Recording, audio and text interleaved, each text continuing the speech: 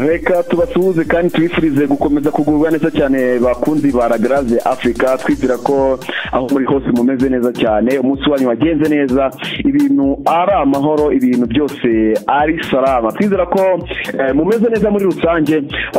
Twabakoreye inkuru zigiye zitandukanye, ariko inkuru yavugishije isi yose ni inkuru y'umutoza wa Manchester United wamaze kwirukanwa n'ikipe bamwita Erik ten Hag. Uyu munsi kuri La Grace Africa muri bwa bushishozi ndetse na bwa bushakashatsi bwacu turifuza ko tubaganira ku batoza bashobora kuba baza bagasimbura ten Hag ndetse n'ubushobozi bwabo muri rusange, turebe niba abatoza babasha gukora ibyo ten Hag yananiwe cyangwa se ibyo atabashije gushobora.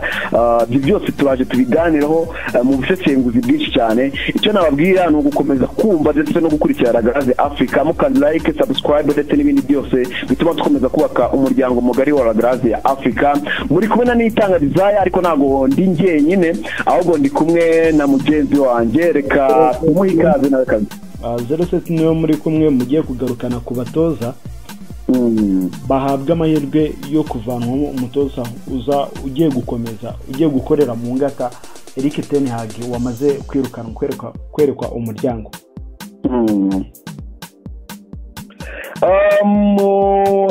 Wanyemerera tugahera ku mutoza uvugaho n'abantu benshi, ariko kandi tukanavuga impamvu uyu mutoza ari kuvugwa. Mbere na mbere turahera ku mutoza usanzwe utoza ikipe ya Real Madrid. Muti kubera iki ko Carlo Ancelotti muri Real Madrid babufata nk'umwami cyane bigendanye n'ibikorwa yagiye akora? Kuki muri kumva ashobora kuba yaza gatoza ikipe ya Manchester United? Abantu benshi n'abatabikurikiye cyangwa se n'abatabizi, icyo nababwira kuri ino si ngo ikintu kidahinduka ni impinduka.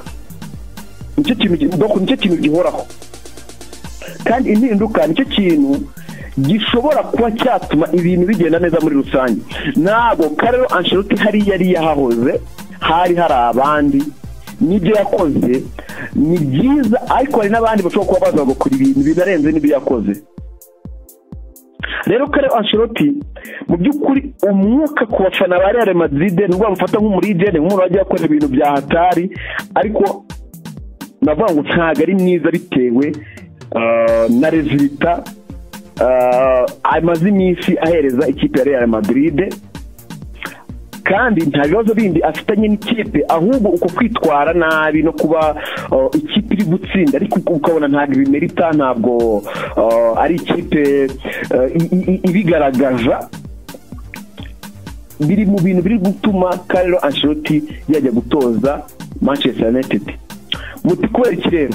Amakuru menshi ari kuvuga ko Carlo Ancelotti nta gihe kirenga umwaka afite muri Real Madrid, kandi bari bamubwiye ko yajya gutoza ikipe ya Brazil, butayari Brazil yabonye umutoza, ntandi rero afite ko yajya wese gutoza ikipe ya Manchester United. Bitewe n'iki?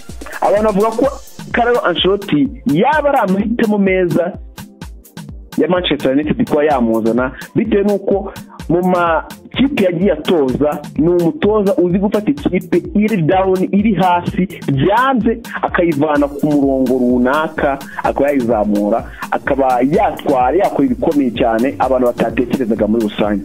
So Carlo Ancelotti rero ni umwe mu batoza bari kuvugwa muri rusange bo kuba baza bagatoza ikipe ya Manchester United nyuma yuko Erik ten Hag amaze kwirukana.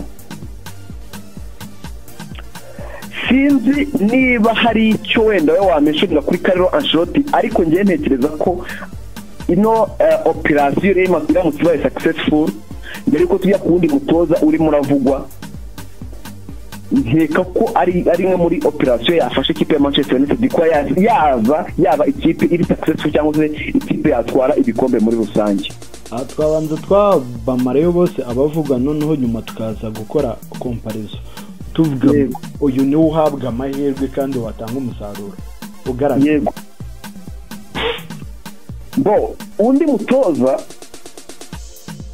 bundi mbere na mbere hari umutoza umaze igihe kirekire yaricaye adatoza, kandi abantu bavuga ko ari umutoza w'umuhanga, yabaye umukinnyi w'umuhanga, aza no kuba umutoza w'umuhanga, bamwita Zinedine Zidane.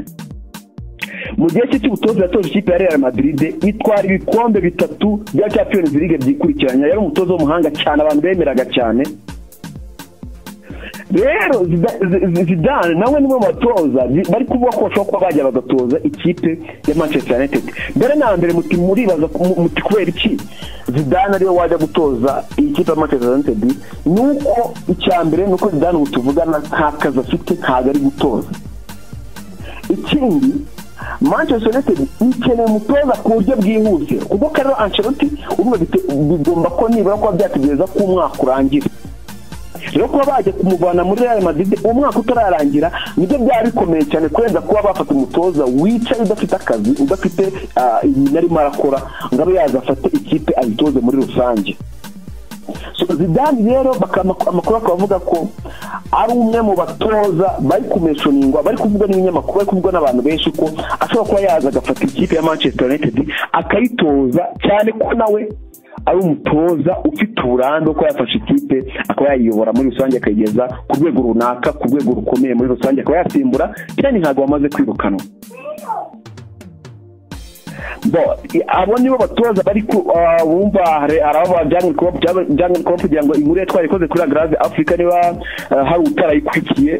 Klopp ubu ngubu we nta kiri mu batoza bicaye, afite akazi muri Red Bull ni ikipe ariko ni na kampani nini cyane ifite abakipe agiye atandukanye. Hari ikipe yo gusiganwa, isiganwa ku mamodoka, hari ikipe ikina umupira w'amaguru, hari ikipe bafite ikipe donc ni team ngari nka business ngari kina imikino igiye itandukanye, basket.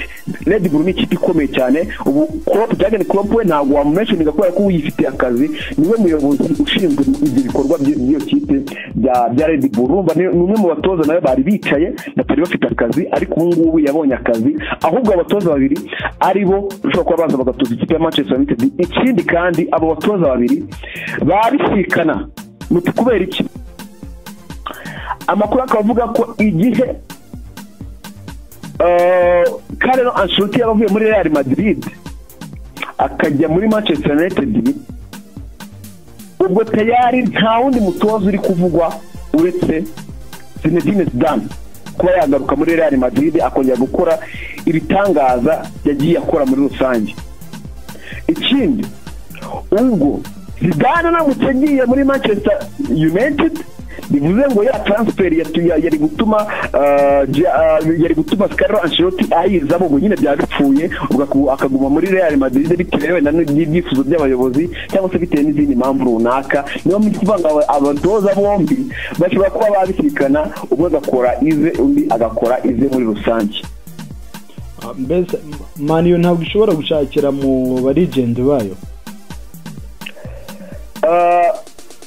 Ntabwo ntekereza ko aricyo kintu cyihutirwa muri rusange, ariko hari abadirigenti bagiye bakora ibintu bitangaje, kuko ngira ngo no Zidane yagiye yakinnye muri Real Madrid ariko yagarutse arangiza akora ibitangaza.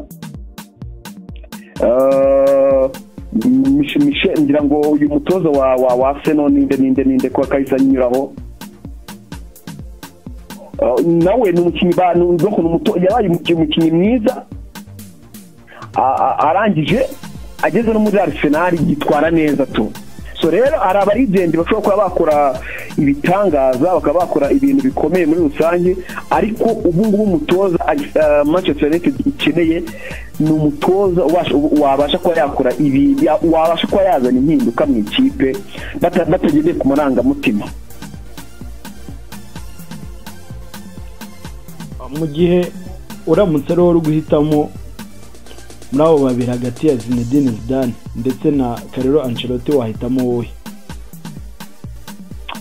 Ubu ngubu bampaye ubushobozi bwo kuba naturamo umutoza ko yaza agakora ibitangaza cyangwa se yaza agatoza ikipe ya Manchester United, njye nahitamo Zidane.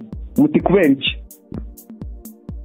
Kuko nabimentioninze ruguru, nabivuze ruguru, Zinedine Zidane ni umutoza wicaye udafite akazi, ubu tuvugana nta kazi afite, ntago ari gukora. Ni umutoza uzi umupira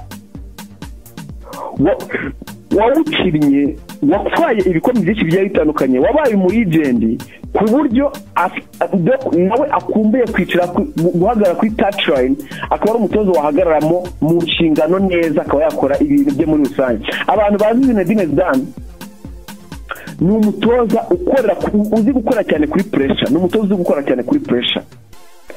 Rero njyewe nduhitamo, ntabwo umuyobozi wa Manchester United ntabwo najya gutegereza umwaka wose muri Real Madrid ngo Carlo Ancelotti abe yaza, cyane ko amahirwe menshi kuba wafata umutoza ubu Carlo Ancelotti aramutse yitwariye agatwara nk'igikombe cya Champions, agatwara na Champions League, sinzi ko Manchester United yamena ivuga ngo ngiramutwara, byaba bigoye. Ariko ko yafata umutoza ututse udafite akazi nibyo byoroshye kurenza ko yategereza ku Carlo Ancelotti yaza akayobora muri rusange, kubera ko ntago nubwo Manchester United mutagitinze, ntago bazi ngo Real Madrid yo iri gufata ite uyu mutoza imutwaye n'ite, ndetse iyo imufite ayahe marangamutima, cyane ko Carlo Ancelotti we yavuze ngo igihe cyose Real Madrid izaba imyifuzamo serivisi zanjye nzayitaba. Rero tugendeye kubifatika, ntago ikintu Manchester United umutoza ikeneye ntago ari umutoza wo gutegereza, ikeneye impinduka zihuse, cyane ko n'umutoza yamaze kugenda kandi wahita fitinga n'izo nshingano akaba yahita zikora neza. Ni Zinedine Zidane. Rero ubu ngubu ndamutse mbaye umuyobozi, mbaye ngiye mu nshingano zo kwa napoetinga umuyobozi, nahashyira Zinedine Zidane akaba yaza agakora izo nshingano zisa naho zananiye cyangwa se zayemeranye Erik ten Hag. Urakoze cyane, ibindi tuzabigarukaho ku munsi w'ejo. Yego, murakoze cyane. Twibutsa abakunzi baragraza Africa bakane subscribe, bakomati inge ku biganiro tuba twagiye tubagezaho. Twizera ko bazakomeza kuryoherwa na byinshi tugenda tubagezaho muri rusange. Ciao.